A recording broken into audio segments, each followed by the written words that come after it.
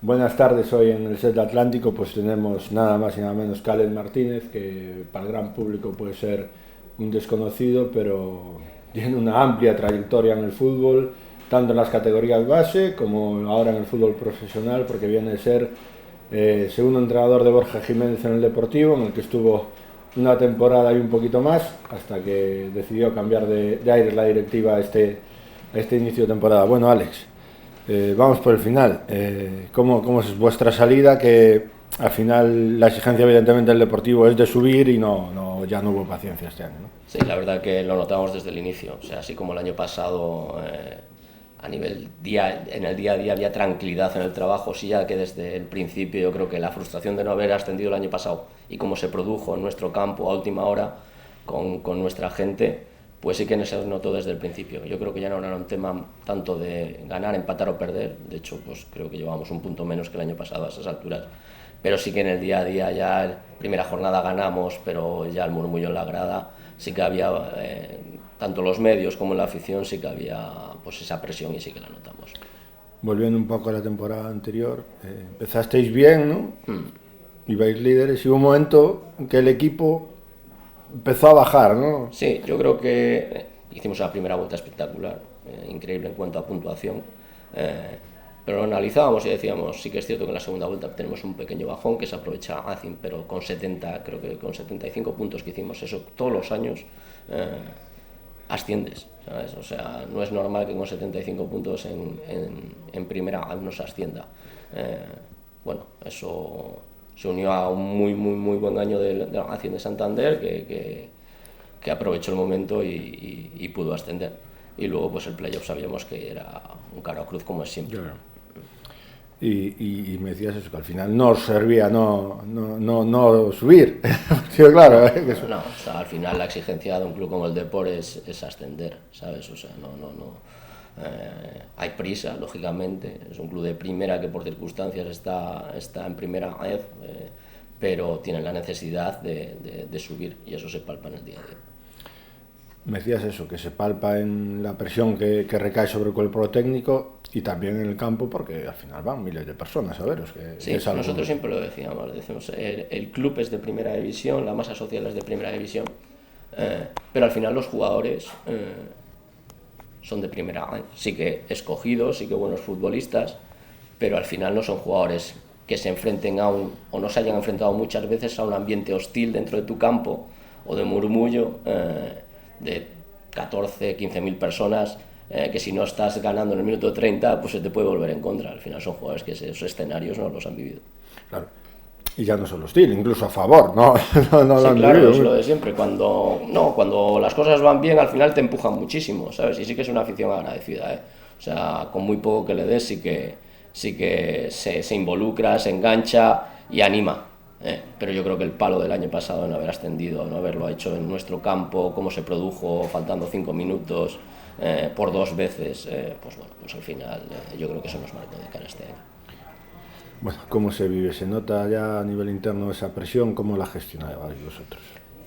Bueno, al final estás acostumbrado a convivir con ese tipo de presión. Sí que es cierto que es una estructura, por cómo es el de, porque en el día a día no la vives. Sí que a nivel externo, sí, porque al final te lo marca el club, pero a nivel interno, lo que es en cuanto a directiva, en cuanto a lo que es la organización interna, no, porque es una organización muy empresarial. Entonces delega muchísimo, entonces no es el típico club donde está el presidente, o Claro. sea, nosotros no teníamos contacto con el dueño, no hemos tenido contacto para nada, con el consejo de administración, es un consejo de administración profesional, con lo cual no vive el equipo, no digo que no es la palabra no vive el equipo, pero no está en el día a día, Sí, ¿sabes? O sea, delega en los departamentos y entonces en el día a día es muy tranquilo para trabajar. claro. Respecto a eso, no es como Rápido Bouzas, que está el presidente allí en todos Sí, los es partidos y diferente. metiendo presión, ¿no? Sí, bueno, al final Alfonso está en esa primera etapa todavía, ¿no? Que lo vive intensamente para bien y para mal. Bueno, es normal. A ver, me refiero a Rápido y cualquier otro. Cualquier club, Claro. exactamente, al final una estructura. Pero ya te digo que esto, por cómo lo han organizado, está banca detrás, con un consejo profesional, bueno, lo han hecho de una forma muy empresarial. Entonces en el día a día prácticamente no tienes contacto con la gente del club más allá de que el director deportivo. Y en la ciudad, ¿cómo es para ti? Que al final no deja de ser más vigués, ¿no? Sí, al final, pues bueno, mira, me ha sorprendido para bien la ciudad.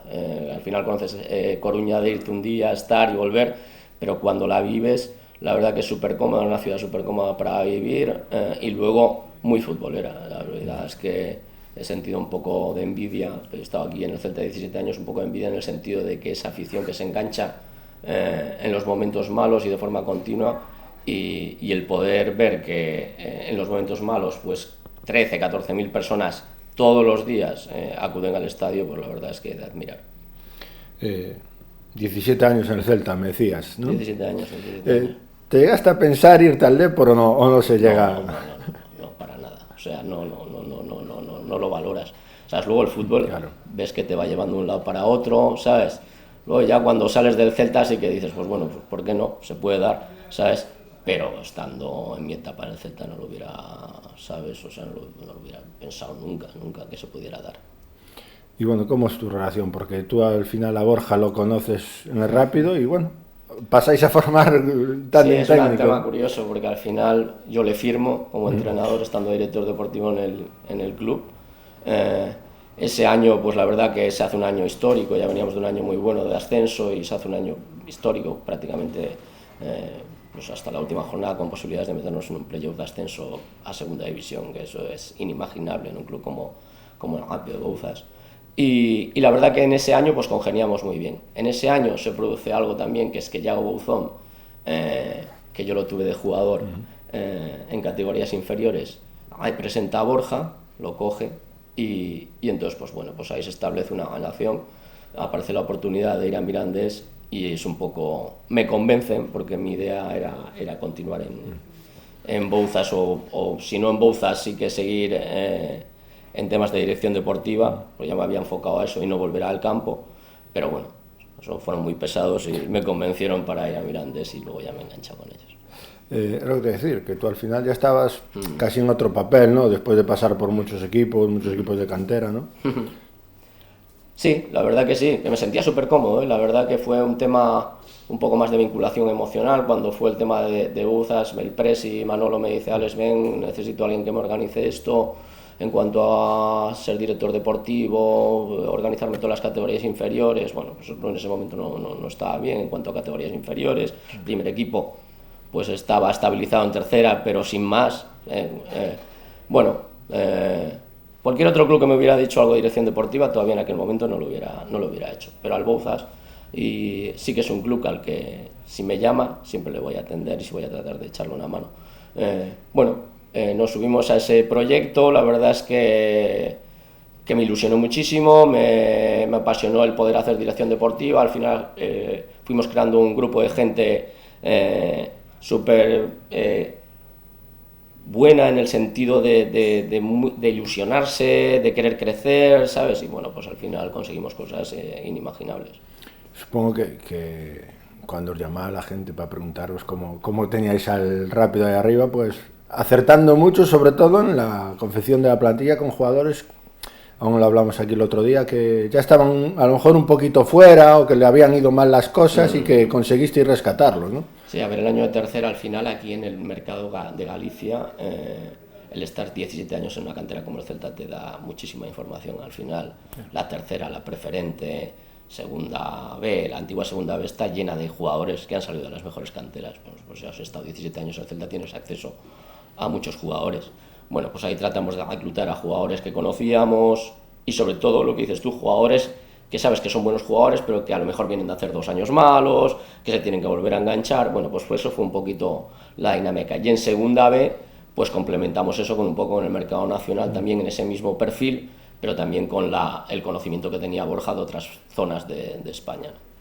¿Y cómo le explicabais, os convencíais a esos jugadores canteranos de Español, canteranos de Atlético de Madrid? Oye, no, mira, vente a jugar aquí a Rápido y tal, que es recién ascendido.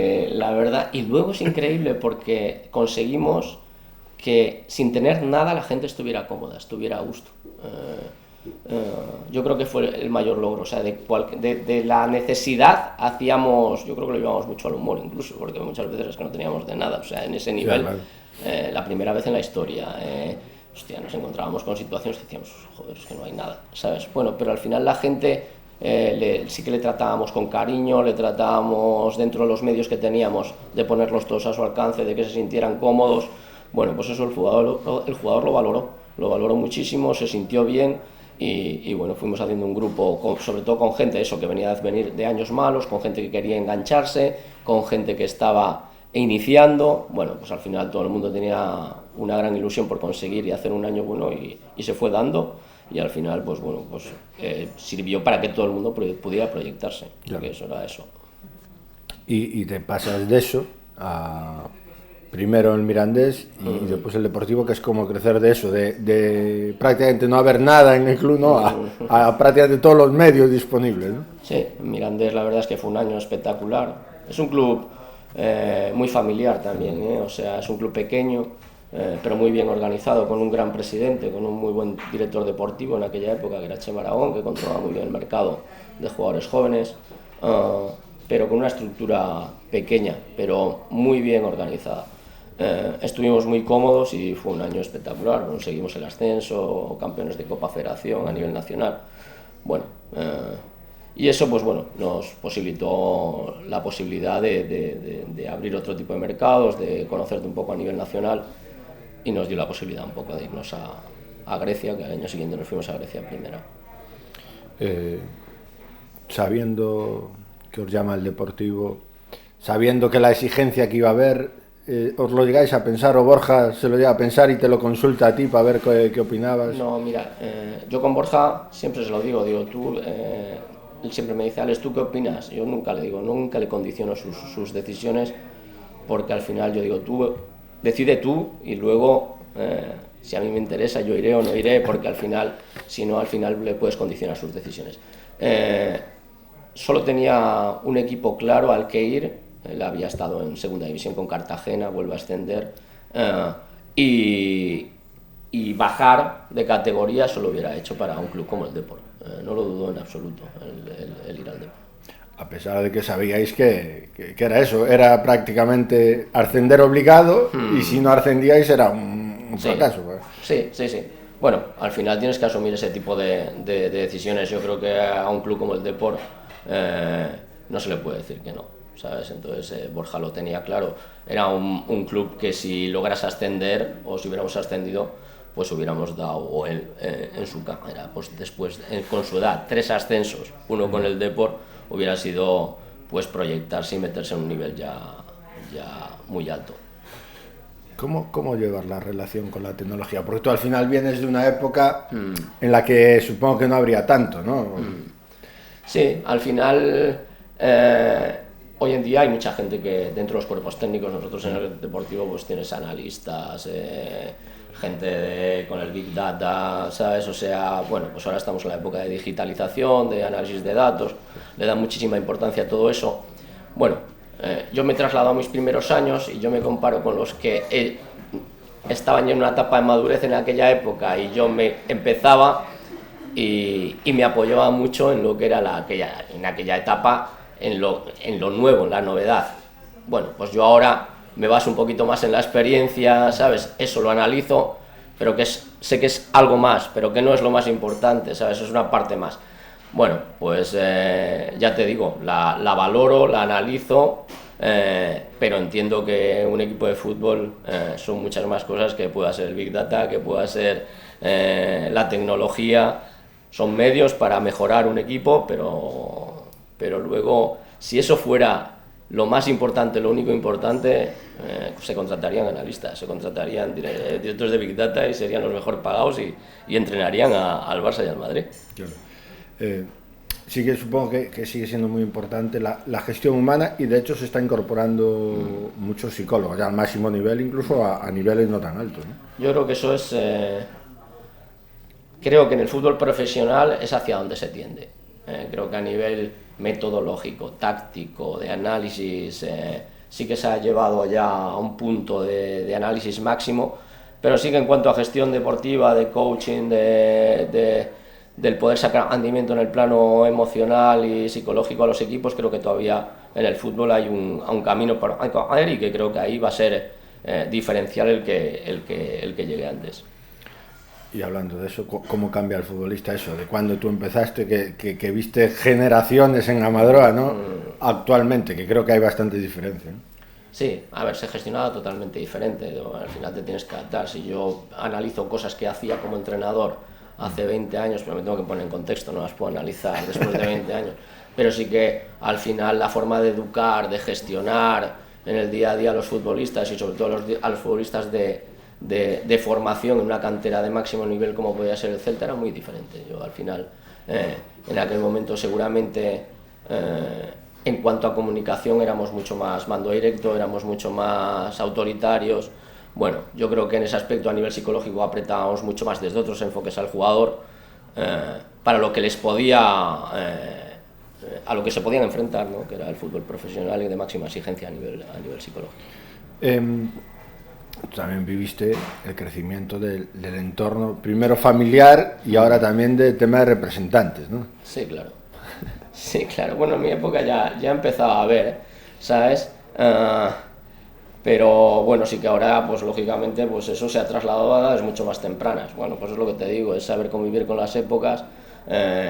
A mí hay cosas que creo que es eso, que hay que convivir porque no las puedes cambiar. Me gustaría que fueran de otra forma, porque creo que dispersan mucho al futbolista, pero bueno, hay que tratar de, lo que hablábamos antes, de tener estrategias para que dentro del contexto que existe hoy en el fútbol, poder sacar rendimiento y que se lleguen jugadores.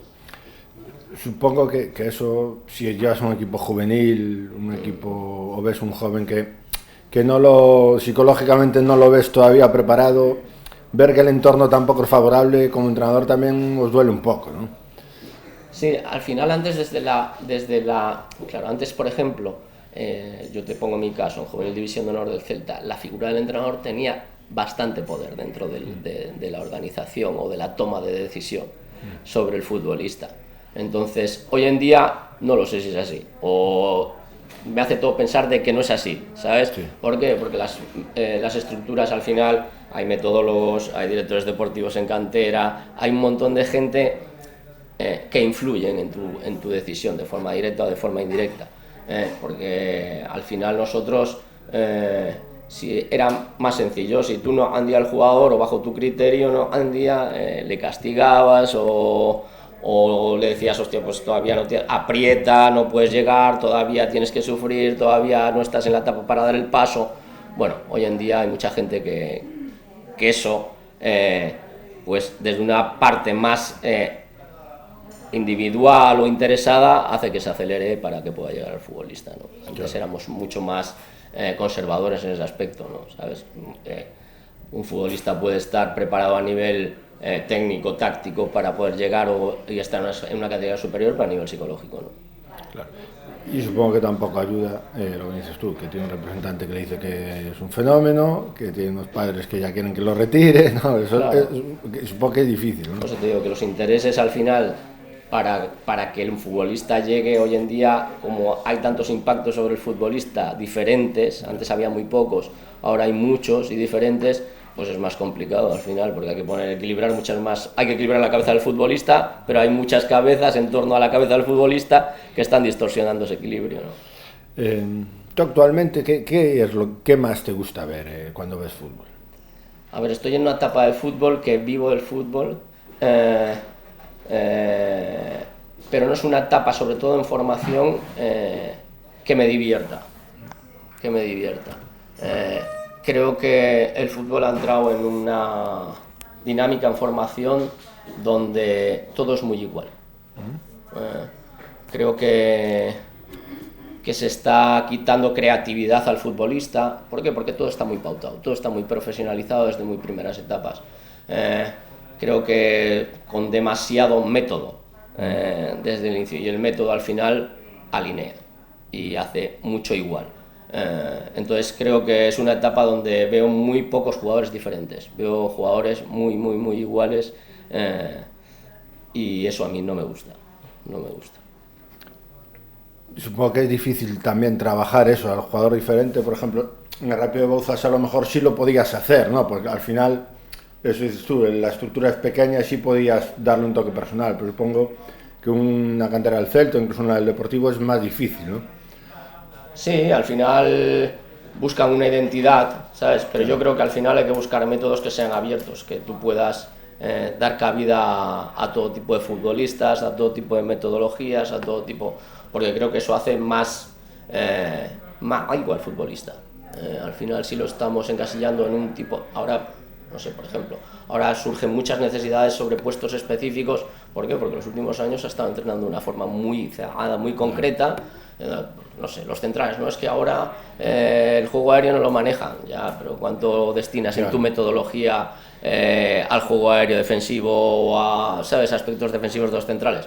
Bueno, pues ese tipo de cosas, al final el método ha hecho que se produzcan también deficiencias en los jugadores o carencias en los futbolistas. Por eso me gustan los métodos mucho más abiertos. Para mí son estos más fáciles, son buenos entrenadores en formación y buenos futbolistas. Sí. No, aquí siempre comentamos que, sobre todo de la cantera del Celta, que es la que más seguimos, que salen muchos laterales de largo recorrido, pues no defienden, ¿no? Claro. Que a los centrales precisamente le cuestan los duelos porque en sus partidos tienen muy poquitos duelos, que a los centrocampistas le cuesta volver, ¿no? Que es un poco pasa eso, ¿no? Sí, pero es curioso, al final lo llevan un poco a que la competición, que no lo sé, porque no estoy siguiendo ese tipo de competiciones, pero que la competición no les permite competir, pero antiguamente también había partidos, yo me acuerdo cuando llevaba las primeras edades en el Celta y los partidos no competías, pero sí que lo tratabas de compensar con tu trabajo durante la semana. Y eso no quiere decir, bueno, como no defendemos durante el partido, no te voy a obligar a defender durante la semana en los entrenamientos. No sé si me explico. O sea, creo que ahora, como nos orientamos mucho a la competición, ¿sabes? Creo que al final, pues eso, pues la competición no te lleva a defender, pues no defiendes. O, ¿sabes? Cosas que la competición no te llevan a hacer. Bueno, pues yo creo que para eso tienes la semana para trabajar, aunque la competición no te lo exija, el poder compensarlo con trabajo semanal. ¿Y dentro de adultos, ves algo en concreto al estar con Borja o estás a tu manera y ves lo que te apetece más? En el día a día, no. Bueno, al final sí que trabajamos de forma lógicamente coordinada. Sí, claro. Sí que análisis de nuestra competición es máxima, ¿sabes? Junto con los analistas sí que somos gente que nos gusta ver, aparte del análisis que puedan hacer los analistas, sí que nos gusta el visionado de partidos de rival y sobre todo el propio. Ahí sí que me centro yo un poquito más que Borja en el análisis propio del equipo, porque a mí es algo que siempre me ha gustado, ¿no? Muchísimo, ese análisis propio. Sí, pero yo me refería ahora, que no tenéis equipo ahora. Ahora, bueno, pues sí que lo aprovechamos. A ver, lógicamente, acabamos de hace 15 días que ha sucedido esto, pero sí que nuestra cabeza está en que si no sale una oportunidad que la valoramos en el extranjero, a nivel nacional no podemos por normativa este año, pero sí que si sale algún proyecto en el extranjero que nos interese, sí que lo valoraríamos, pero si no, sí que después de Navidad sí que nos pondremos a hacer visionado de futbolistas, de equipos, de viajar y ver metodologías de trabajo, de visitar clubs que te puedan aportar eso en cuanto a metodología, en cuanto a cómo trabajan, sí, eso sí que lo haremos. Bueno, ya para ti eso, que ya tienes 48 años, ¿cómo es ahora que te digan, bueno, pues vamos a Grecia o nos vamos a Suecia, ¿no? Sí, al final yo se lo digo a Borja, digo, aparte del proyecto deportivo ya tiene que ser un proyecto de vida, ya valoro también el proyecto de vida. ¿Sabes? O sea, yo hay veces que por eso muchas veces le digo, para, según donde vayamos, yo conmigo no cuentes porque al final entiendo que si hay etapas de tu vida que si no estás bien a nivel de vida, no vas a estar bien a nivel profesional. Pero bueno, de hecho yo a Cartagena no bajo, a Cartagena con él no bajo, le digo, no es un proyecto que me ilusione y no bajo. Pero, por ejemplo, a Grecia sí, me parece un país espectacular, una liga que quería conocer, me pareció, ya te digo, a nivel de país de vida espectacular para vivir, y luego una liga interesante, una liga bonita de estar allí y de vivirla. Alex Martínez, muchísimas gracias por venir. Gracias a vosotros.